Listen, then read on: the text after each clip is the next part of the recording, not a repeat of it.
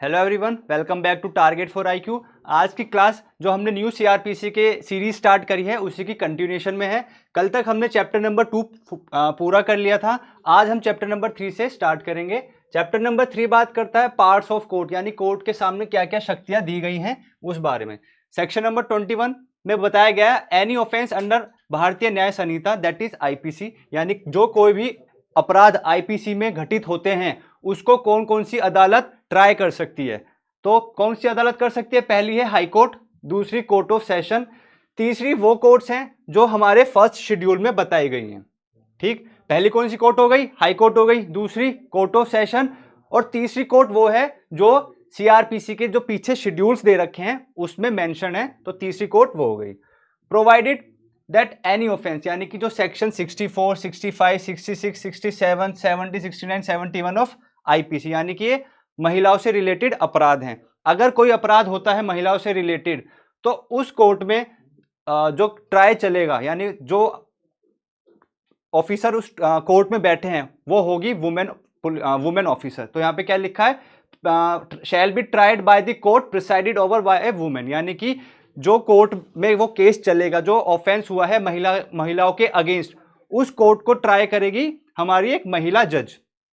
ठीक, बी में लिखा है any offence under other law, यानी कि सीआरपीसी में तो बता दिया कि हाई कोर्ट करेगी, कोर्ट ऑफ सेशन और जो कोर्ट्स जो थर्ड शेड्यूल में है। बट सीआरपीसी के अलावा अगर किसी क्रिमिनल लॉ में कोई अपराध होता है तो कौन सी कोर्ट करेगी?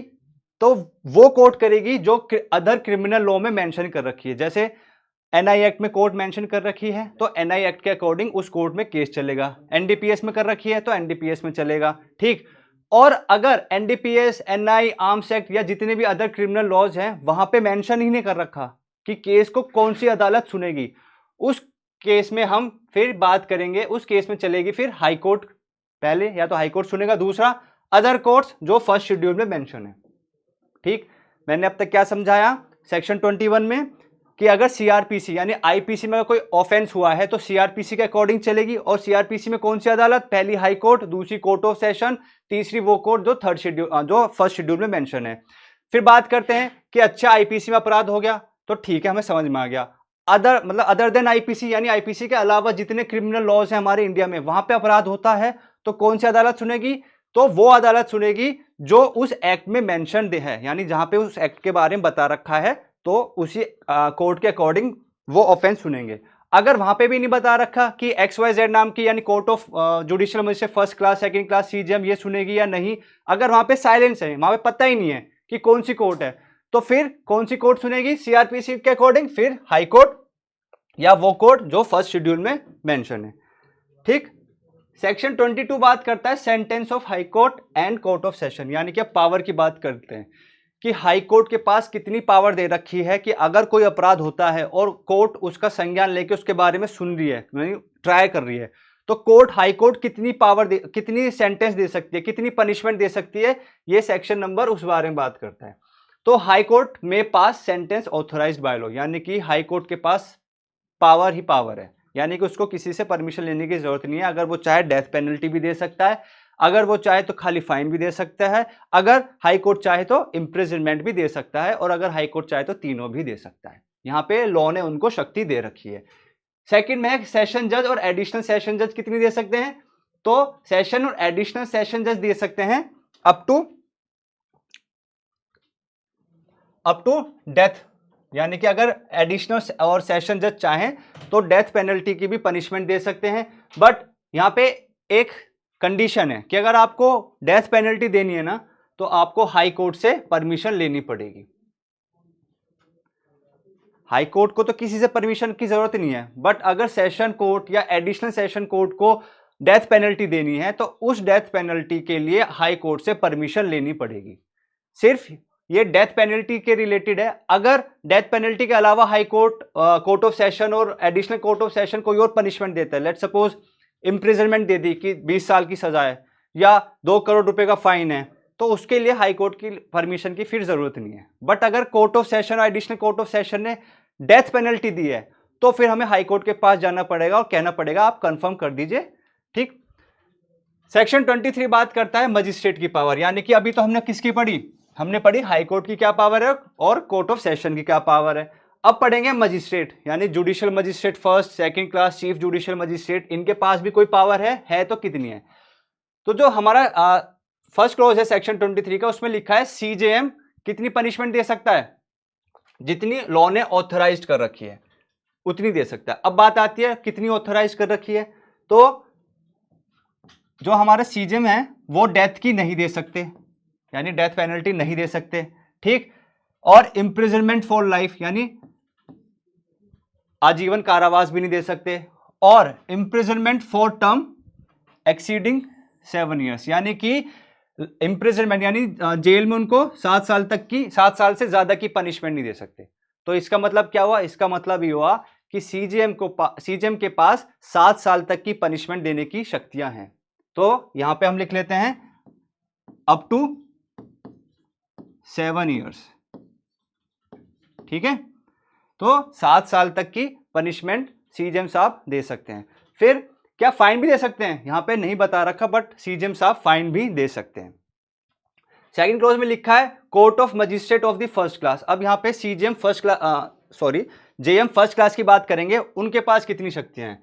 तो उनके पास है, वो इंप्रिजनमेंट दे सकते हैं 3 साल तक की, ठीक, किसी इंसान को कारावास में डाल सकते हैं 3 साल तक के लिए, और फाइन दे सकते हैं। यहां पे अमेंडमेंट हुआ है, ध्यान रखना, जो हमारी पुरानी सीआरपीसी थी ना, वहां पे फाइन दे रखा था सिर्फ 10,000 तक का, बट अब new CrPC that is BNSS में दे दिया फाइन कितना, 50,000, यानी 50,000 तक का फाइन दे सकते हैं।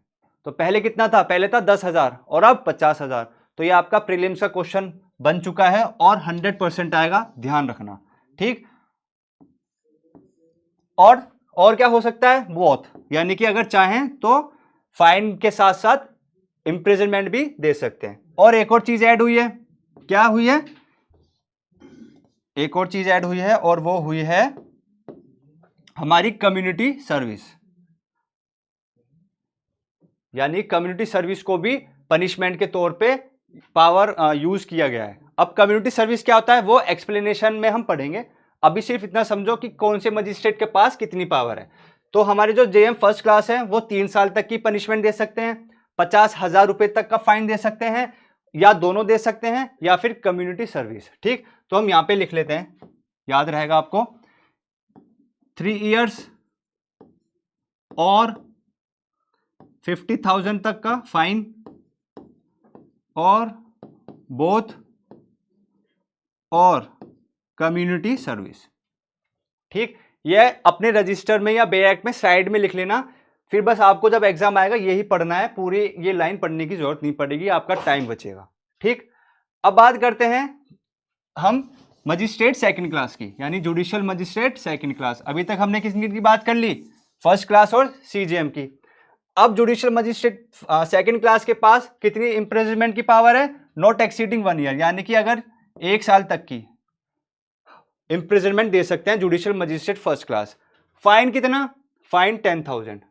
अब यहां पे भी अमेंडमेंट किया है, जो हमारी पुरानी सीआरपीसी थी वहां पे कितना फाइन था, 5,000 रुपए, बट अब कितना कर दिया है, 10,000। तो ये जो अमेंडमेंट हुआ है ना, ये अब आने वाली जो वैकेंसीज हैं उसके लिए बहुत ज्यादा इंपॉर्टेंट है।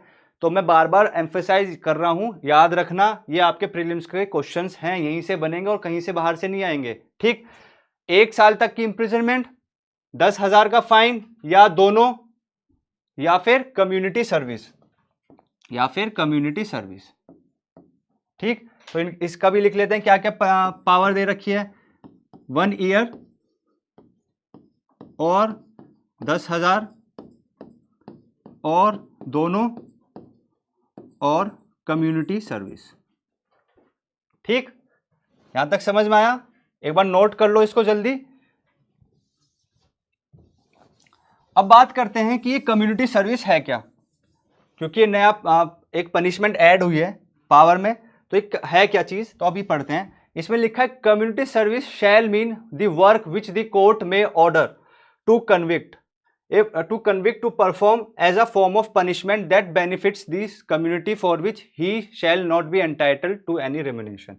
यानी कि ऐसी पनिशमेंट है, कम्युनिटी सर्विस ऐसी पनिशमेंट है कि जिस इंसान को पनिशमेंट दी गई है उसको बोले जाएगा कि आप पे ना तो हम आपको इम्प्रिजनमेंट दे रहे हैं, ना हम आप पे फाइन इम्पोज कर रहे हैं, ठीक, आपको हम पनिशमेंट दे रहे हैं कम्युनिटी सर्विस, यानी कि आप गुरुद्वारा में रोज जाओगे और वहां पे लंगर में काम करोगे, भूखों को खाना खिलाओगे, ये आपकी पनिशमेंट है, ठीक।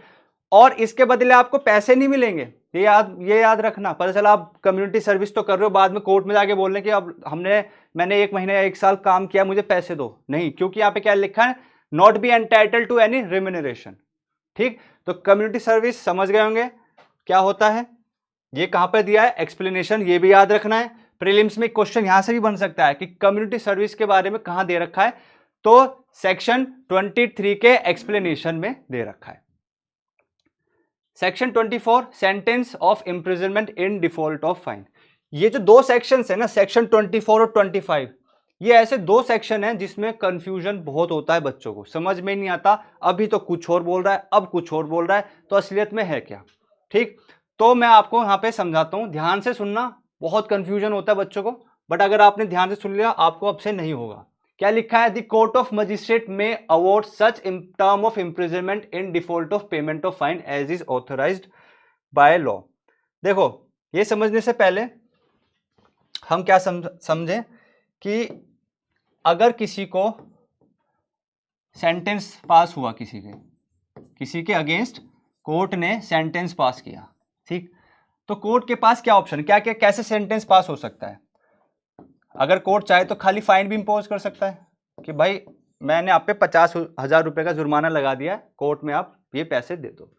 या फिर और क्या तरीका हो सकता है, दूसरा तरीका हो सकता है, कोर्ट कहेगी कि मैंने आप पे इंप्रिजनमेंट प्लस फाइन दोनों लगाया है, ठीक। क्या डिफरेंस हुआ, यहां पे सिर्फ फाइन लगाया है और यहां पे फाइन के साथ साथ आपको इंप्रिजनमेंट की पनिशमेंट भी दी है, ठीक। सेंटेंस ऐसे हो सकते हैं 2 टाइप से, आई होप समझ में आया होगा, सिंपल था ये तो, ठीक। तो यहां पे क्या बोला गया है, court of magistrate may award such term of imprisonment in default of payment of fine. तो यहां पे क्या लिखा है, इन default of payment of fine, मतलब कि इन default of payment of fine मतलब कि जो कोर्ट ने सपोज ये जो पनिशमेंट दी थी, मैंने अभी बताया आपको चार्ट में, सेंटेंस में 2 टाइप थी, एक में खाली फाइन और एक में इंप्रिजनमेंट प्लस फाइन। तो लेट सपोज खाली कोर्ट ने फाइन का ऑर्डर दिया था कि आप पे 50,000, 1 लाख, 1 करोड़ का जुर्माना है, आपको वो देना है, ये आपकी पनिशमेंट है, ठीक। सपोज करो इंसान ने वो फाइन दिया ही नहीं, कह रहा है कि सर मैं कहां से लाऊं, मेरे पे तो नहीं है 1 करोड़, वो दे ही नहीं रहा, डिफॉल्ट कर दिया उसने फाइन देने में, तो अब उसको छोड़ देंगे ऐसी, पनिशमेंट तो मिली है ना, तो कुछ और तरीके पनिशमेंट देंगे। तो यहां पे यही बोला गया है, अगर वो फाइन देने में डिफॉल्ट कर देता, नहीं देता, तो उसको अब क्या मिलेगी, अब उसको सजा मिलेगी इंप्रिजनमेंट की, कारावास की। कितनी मिलेगी वो हम आगे पढ़ेंगे, बस ये याद रखना, अगर फाइन नहीं देता तो उसको छोड़ा नहीं जाएगा, उसको फिर इंप्रिजनमेंट की मिलेगी सजा, 1 साल, 2 साल, 3 साल, वो डिपेंड करता है, वो हम अभी आगे देखेंगे कितनी मिलेगी, ठीक। फिर आगे क्या लिखा है, provided that the term is not in excess of the powers of the magistrate under section 32, under section 23। क्या बोला गया है कि जो 23 में जो मजिस्ट्रेट्स के पास पावर है सजा देने की, उससे ज्यादा नहीं हम इंप्रिजनमेंट दे सकते। तो क्या मतलब हुआ इसका मतलब हुआ कि लेट सपोज जुडिशियल मजिस्ट्रेट, मैं दूसरे स्लाइड में लेता हूं, 1 मिनट रुको। जो हमारे जुडिशियल मजिस्ट्रेट हैं, ठीक, उनको कितनी पावर है, कितनी जुडिशियल मजिस्ट्रेट फर्स्ट क्लास कितनी सजा दे सकते हैं, अप टू 3 इयर्स, ठीक। और फाइन कितनी है, फाइन की इनके पास शक्ति है 50,000 रुपए तक की। अगर ए नाम का पर्सन को हमने सजा दी है और फाइन लगा दिया हमने, लेट सपोज ये एक्यूज था और हमने इसको फाइन की सजा दी, और कितना फाइन दिया, हमने कह दिया कि भाई 20,000 रुपए ना कोर्ट में सबमिट कर दो, और इसने 20,000 नहीं दिए, तो अब क्या करेंगे, तो अब हमें इंप्रिजनमेंट देना है उसको, ठीक है। कितनी दे सकते हैं भाई, मजिस्ट्रेट के पास कितनी पावर है, 3 साल तक की है, तो मजिस्ट्रेट का अगर मन करे तो वो 1 महीना, 2 महीना, 3 महीना दे सकते हैं, 3 मंथ्स, ठीक है, 4 मंथ्स, वो डिपेंड करता है कि टर्म्स सिचुएशन क्या थी। ये चीज समझ में आई कि मजिस्ट्रेट की जितनी पावर है देने की, उसका हम फाइन अगर उसने नहीं दिया तो हम ये इम्प्रिजनमेंट दे सकते हैं। ठीक, अब यहां पे क्या लिखा था, provided that the term is not in excess. कौन सा टर्म, जो हम ये इम्प्रिजनमेंट देंगे, जो हम ये वाली इम्प्रिजनमेंट दे रहे हैं, ये एक्सेस में नहीं जाएगी, यानी बहुत ज्यादा नहीं हो जाएगी। किसके, जो मजिस्ट्रेट को पावर दे रखी है सेक्शन 23 में। यानी मजिस्ट्रेट को कितनी पावर है, JM1 को है 3 साल और JM2 को है 1 साल। ठीक, इससे ज्यादा हम इम्प्रिजनमेंट नहीं देंगे। ये हमारे क्लॉज 1 इसमें प्रोवाइडेड ए में लिखा है। और ये उसी सिचुएशन की बात करता है जिस केस में सिर्फ और सिर्फ फाइन दिया गया है। ये याद रखना, प्रोवाइडेड का जो ए क्लॉज है ये उसी सिचुएशन की बात करता है जिसमें सिर्फ और सिर्फ फाइन दिया गया है। और अगर आप फाइन नहीं दोगे तो आपको इम्प्रिजनमेंट मिल जाएगी, और इम्प्रिजनमेंट का टर्म मजिस्ट्रेट की जितनी पावर है उससे ज्यादा नहीं होगा। समझ में आया। सेकंड में क्या लिखा है, सेकंड में लिखा है शैल नॉट। क्या शैल नॉट, टर्म, यानी जो इम्प्रिजनमेंट दी जाएगी ये ज्यादा नहीं होगी। Shall not exceed, shall not exceed 1/4 of the term of imprisonment which the magistrate is competent to inflict as punishment for the offence. मैंने आपको एक चीज समझाई थी कि 2 टाइप की पनिशमेंट मिलेगी, या तो खाली फाइन या खाली इम्प्रिजनमेंट प्लस फाइन। ठीक है, फाइन वाली कंडीशन हमने पढ़ ली कहां पर, यहां पर, कि अगर खाली फाइन मिलेगा तो अगर वो डिफॉल्ट कर देता तो उसको सजा मिल जाएगी, इम्प्रिजनमेंट मिल जाएगी, बट मजिस्ट्रेट की जितनी पावर उससे ज्यादा नहीं। अब ये जो बी वाली है ना, ये इस सिचुएशन की बात करता है कि मजिस्ट्रेट ने इम्प्रिजनमेंट भी दिया है और फाइन भी दिया है, बट आपने इम्प्रिजनमेंट तो जो 2 साल की दी, लेट सपोज एग्जांपल में कि 2 साल की दी थी और 2 साल आपने जेल में बिता लिए, बट फाइन भी तो दिया था, बट फाइन वो आप डिफॉल्ट कर दिया, आपने फाइन नहीं दिया, आप कह रहे हो मेरे पे है ही नहीं, मैं दूंगा कहां से। तो अब क्या करेंगे, तो अब हम बी पॉइंट पर आएंगे। ठीक, तो इसमें क्या करेंगे, इसमें जो आपने फाइन नहीं दिया, यानी जो आपने डिफॉल्ट करा है, उस फाइन का, उस डिफॉल्ट का हम क्या कर देंगे, इम्प्रिजनमेंट देंगे। अब कितना देंगे, बात यह आती है ना कितना, तो यहां पे लिखा है 1/4 से ज्यादा नहीं। किस चीज की 1/4, जो मजिस्ट्रेट के पास कॉम्पिटेंसी है, यानी मजिस्ट्रेट के पास जितनी पावर है, जैसे जेएम फर्स्ट क्लास की 3 साल की थी और जेएम सेकंड क्लास के पास 1 साल की, यानी कि 3 साल की 1/4 और 1 साल की 1/4 जितनी को कन्वर्ट होकर आएगी उससे ज्यादा नहीं देंगे। ठीक, ये आपका बी क्लोज बात करता है। ए क्लोज करता है खाली फाइन के मामले में, और बी करता है हमने जब इम्प्रिजनमेंट और फाइन दोनों दे दिया और आपने फाइन में डिफॉल्ट कर दिया। ठीक, आई होप समझ में आया होगा कि मजिस्ट्रेट कितनी पावर देगा। अगर फाइन और इम्प्रिजनमेंट दोनों आप मजिस्ट्रेट ने इंपोज कर दिए तो उस केस में 1/4 से ज्यादा नहीं देगा। किसकी 1/4, इम्प्रिजनमेंट जितनी मजिस्ट्रेट के पास पावर है। जेएम फर्स्ट क्लास के पास है 3 साल की और जेएम सेकंड क्लास के पास पावर है 1 साल की, तो 1 साल की 1/4 से ज्यादा नहीं दे सकता और 3 साल की 1/4 से ज्यादा नहीं दे सकता। ठीक, सेकंड बात करता है imprisonment awarded under this section may be in addition to the substantive sentence of imprisonment for the maximum term awarded। Second बात करता है आपकी उस सिचुएशन की जब मजिस्ट्रेट ने आपको इम्प्रिजनमेंट प्लस फाइन ये दोनों दिया है, और आपने फाइन में क्या कर दिया है, फाइन में आपने कर दिया डिफॉल्ट, आप फाइन नहीं दे रहे हो, यानी फाइन में आपने क्या कर दिया, डिफॉल्ट, कि भाई मेरे पास पैसे नहीं है।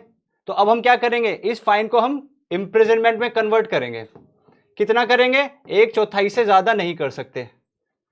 ठीक, अब ये जो 1/4 के बाद, यानी कि जो इम्प्रिजनमेंट, लेट सपोज ये इम्प्रिजनमेंट हमने दी थी 2 साल की, ठीक, और इसका जब हमने 1/4 करा, 1/4 करने के बाद अगर ये आया 2 महीने की, तो ये जो हमारा सेकंड क्लॉज है ना, ये बोलना चाहता है कि ये जो हमने टोटल करा है, ये टोटल मजिस्ट्रेट की पावर से ज्यादा नहीं होना चाहिए। अगर ये वाला एग्जांपल मजिस्ट्रेट फर्स्ट क्लास ने सेट किया, यानी मजिस्ट्रेट फर्स्ट क्लास ने पनिशमेंट दी थी, तो मजिस्ट्रेट को कितनी साल तक की पावर देने का राइट है, 3 साल। तो क्या ये 3 साल से ज्यादा हो रहा है, नहीं हो रहा। और अगर मजिस्ट्रेट सेकंड क्लास ने पनिशमेंट दी है तो उसके पास कितनी पावर है, 1 साल तक की। तो क्या इन दोनों को टोटल करके 1 साल से ज्यादा हो रहा है, हो रहा है। तो उस केस में मजिस्ट्रेट जो ये सेकंड क्लास वाला है इसकी पावर लीगल नहीं होगी। तो हमें इन चीजों का भी ध्यान रखना है, सेकंड क्लॉज में बोल दिया गया है।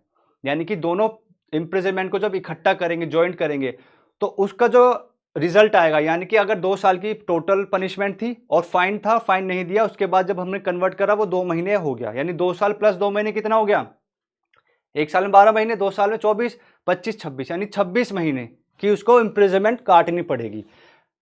मजिस्ट्रेट सेकंड क्लास में तो नहीं काट सकता क्योंकि उसके पास तो खुद ही 1 साल तक की पावर यानी 12 महीने तक है। पर अगर फर्स्ट क्लास ने आपको ये पनिशमेंट दी है तो वो काट सकता है, क्योंकि फर्स्ट क्लास को कितनी पावर है, 3 साल तक की पावर है। समझ में आया, ये चीज ऐसे वर्क करती है। अब हम बात करते हैं सेक्शन 25 की। 25 क्या बोलता है, cases sentence in case of conviction of several offences at one trial. यानी कि अगर एक ही ट्रायल में बहुत सारे ऑफेंसेस हो रहे हैं तो उसमें फिर आपको कैसे सेंटेंस मिलेगी। When a person is convicted at one trial of 2 or more offenses, the court subject to the provisions of section 9 भारतीय। देखो, इस चीज को समझने से पहले एक चीज और समझनी है हमें, जो यहां पे लिखा हुआ भी है, क्या कि कंकरेंट सेंटेंस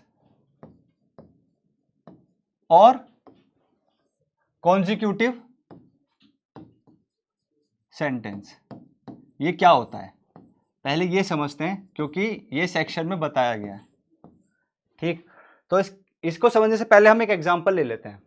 सपोज मैंने ना कोई ऑफेंस किया, थेफ्ट कर ली, मैंने चोरी करी।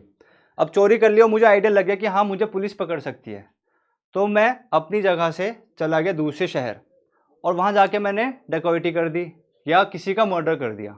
तो मैंने अभी तक कितने ऑफेंस करे, थेफ्ट कर लिया, मर्डर कर दिया, 2। मर्डर करके मुझे शांति नहीं मिली, मैं दूसरे शहर चला गया, वहां जाके फिर से मैंने एक और मर्डर कर दिया और 4-5 अलग अलग ऑफेंसेस और कर दिए, यानी कि 3 ऑफेंस ले लेते हैं। एक में मर्डर करा, एक में थेफ्ट करी और एक में रॉबरी या डकैती कर दी। ठीक, मैंने 3 ऑफेंस किए और बाद में पुलिस ने मुझे पकड़ भी लिया, मेरे पे चार्ज लगा दिए, ट्रायल स्टार्ट हुआ, जजमेंट आया और जजमेंट ने कोर्ट ने मुझे तीनों में कन्विक्ट कर दिया, पनिशमेंट दे दी कि एक ऑफेंस में आपको लेट सपोज 2 साल की पनिशमेंट मिल गई, जो थेफ्ट वाली थी ना उसमें मुझे 2 साल की दे दी, मर्डर वाले में मेरे को 7 साल की दे दी, डकैती वाले मेरे को 5 साल की दे दी। ठीक, अलग अलग ऑफेंस में मुझे को अलग अलग पनिशमेंट दे दी। अब बात आएगी इसको जब एग्जीक्यूट करेंगे, जब इसकी पालना करेंगे, जो सेंटेंस दिया गया है उसको, अब भाई उसको जेल में भी तो जाना है, तो अब कैसे कैसे जाएगा। तो जो कॉन्जिक्यूटिव सेंटेंस मिलता है इसमें हम कैसे करेंगे, पहले 2 साल मैं जेल में रहूंगा, 2 साल खत्म हो गए, उसके बाद फिर मैं 7 साल भी अपने जेल में काटूंगा, 7 साल खत्म हो गए, फिर मैं अगले 5 साल काटूंगा। कॉन्जिक्यूटिव में ऐसे चलता है, पहले एक खत्म होएगी, जब वो खत्म हो जाएगी फिर दूसरी सेंटेंस शुरू होएगी, वो खत्म हो जाएगी, फिर तीसरी सेंटेंस खत्म शुरू हो जाएगी। ठीक, इस तरीके से कॉन्जिक्यूटिव काम करता है। बट इसमें कंडीशन है, क्या कंडीशन है, कॉन्जिक्यूटिव तभी काम करेगा अगर आपकी जो टोटल पनिशमेंट है, टोटल जो सेंटेंस है वो 20 साल से ज्यादा नहीं होना चाहिए।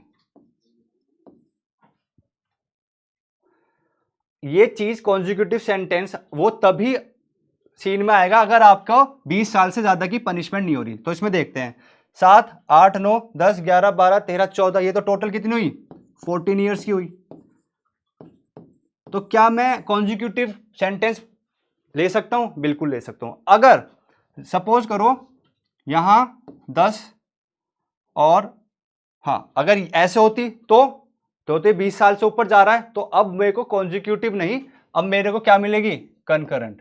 अब ये कंकरेंट क्या है वो भी समझाऊंगा, पहले ये समझो कॉन्जिक्यूटिव कैसे काम करता है। पहले कॉन्जिक्यूटिव चलेगी, कॉन्जिक्यूटिव अगर 20 साल से कम बैठ रही है तो कॉन्जिक्यूटिव ही चलेगी, और अगर 20 साल से ऊपर कूद गई तो फिर नहीं चलेगी। तो फिर कहां जाएंगे हम, कंकरेंट में। ठीक, पहली कंडीशन इसकी ये थी। दूसरी एक और कंडीशन है, वो क्या है कि जो ये पनिशमेंट है 10 साल, 7 साल, 5 साल, ये जिस मजिस्ट्रेट ने पनिशमेंट दी है उसके डबल नहीं होगी। डबल कैसे नहीं होगी? सपोज करो मुझे जुडिशियल मजिस्ट्रेट फर्स्ट क्लास ने पनिशमेंट दी थी, ये वाली कॉन्जिक्यूटिव वाली, ये तीनों, ठीक, और ये टोटल कितनी दे सकते हैं, इनके पास कितनी पावर, 3 साल या ये ज़्यादा कम हो जाएगा, आप ये ले लो सीजेएम, ठीक है, सीजेएम ने केस चलाया और मेरे को कॉन्जिक्यूटिव सेंटेंस दे दिया इन तीनों में। अब सीजेएम के पास कितनी पावर है, कहाँ तक दे सकता है, 7 ईयर्स तक। 7 ईयर्स का हम 2 करेंगे इंटू 2 कितना हो जाएगा, 14 ईयर्स। तो क्या कंडीशन है, दूसरी कंडीशन ये है कि अगर ये जो पनिशमेंट है इनका डबल नहीं किया जा सकता। पहले क्या था 20 साल, और दूसरी क्या है कि अगर 10 ईयर्स, 7 ईयर्स और 5 ईयर्स को हम डबल करें, यानी कि ये कितनी बैठी, 10 और 7 17 18 19 20 21 22, ये टोटल बैठी 22 ईयर्स की, ठीक। तो सीजीएम ने कितनी की पावर थी, 7 साल, इसका डबल किया 14, तो क्या ये 14 से ज्यादा बैठ रही है, हाँ, तो हम फिर यहां कॉन्जिक्यूटिव में नहीं, फिर हम कंकरेंट में आ जाएंगे। बट अगर ये 10 की जगह होता 2 साल यहां, फिर यहां पे भी 2 साल और यहां पे हम 3 साल, ठीक, अगर ये पनिशमेंट होती तो कितना होता, 2 और 2 4 और 3 7, 7 दूनी 14, तो यहीं आ गया। तो फिर हम जब यहां पे भी 14 है और यहां पे भी 14 ईयर्स आ गए, तो अब हम कॉन्जिक्यूटिव की तरह चलेंगे, यानी कि पहले 2 साल जेल में रहेगा, उसके बाद जब ये खत्म हो जाएगी फिर 2 साल, फिर ये खत्म हो जाएगी फिर 3 साल। तो कॉन्जिक्यूटिव ऐसे काम करता है कि अगर कॉन्जिक्यूटिव में दोनों कंडीशन देखेंगे, 20 साल का भी और जो मजिस्ट्रेट की पावर है उसका 2 गुना, इससे ज्यादा नहीं जाना चाहिए, चला गया तो हम फिर कंकरेंट में आ जाएंगे, ठीक। ये तो हो गई बात कॉन्जिक्यूटिव की कि कैसे चलता है। अब कंकरेंट में पावर कैसे, मतलब सेंटेंस कैसे काम करेगी, जेल में आप कैसे रहोगे, तो उसमें हम रहेंगे, जैसे मेरे को वही 2 साल की पनिशमेंट हुई, फिर 2 साल की एक और हुई, फिर 3 साल की एक और हुई, तो इसमें तीनों पनिशमेंट इकट्ठी स्टार्ट हो जाएंगे, ठीक, यानी एक ही तारीख से मेरे को तीनों पनिशमेंट के लिए मैं जेल में बंद हो जाऊंगा। तो ये दोनों तो यहीं खत्म हो गई और ये चलेगी थोड़ी सी 1 साल और आगे, ठीक। तो मैं 3 साल में जेल से बाहर निकल जाऊंगा। वहां मैं निकल रहा था 14 साल में या 20 साल में, बट यहां मैं कितने में निकल जाऊंगा, यहां मैं निकल जाऊंगा 3 साल में बाहर। तो ये कॉन्जिक्यूटिव और कंकरेंट ज्यूरिसडिक्शन सेंटेंस का कंसेप्ट ऐसे है, ध्यान रखना। तो हमारा 25 में क्या था, 25 में यही लिखा है, When person is convicted at one trial of 2 or more offenses, यानी 2 या 2 से ज्यादा ऑफेंस के लिए पर्सन एक ही ट्रायल में था और उसको सेंटेंस दे दी गई है, sentence him for such offence, और उसको उन ऑफेंसेस के लिए पनिशमेंट दे दी गई है, ठीक, to the several punishment prescribed for which such court is competent to inflict and the court shall order such punishment to be run concurrently और consecutively, ठीक है, या तो कंकरेंटली रन करने लगेगी या कॉन्जिक्यूटिवली रन करने लगेगी।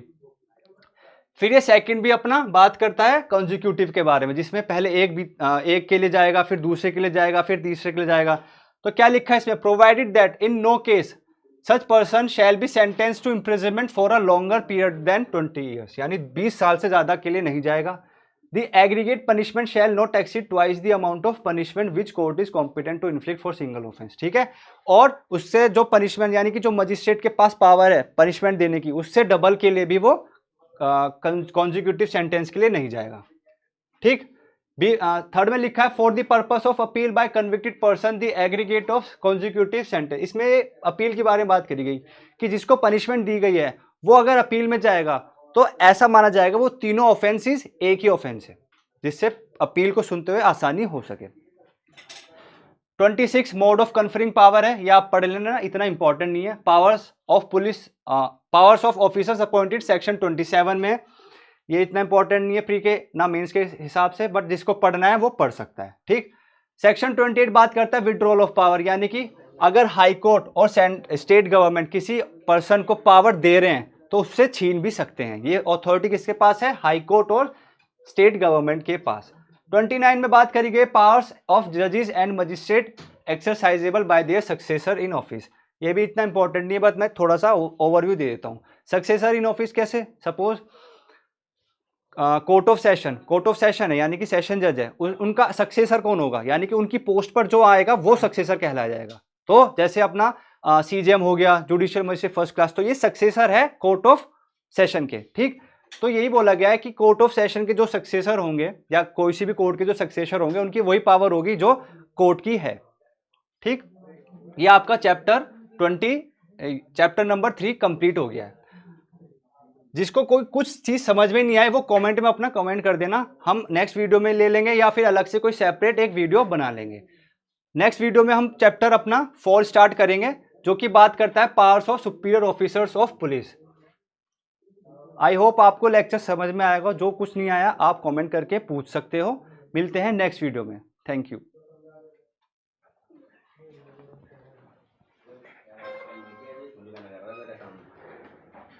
काट दी, हाँ तू कर दे, रिकॉर्ड हो गई।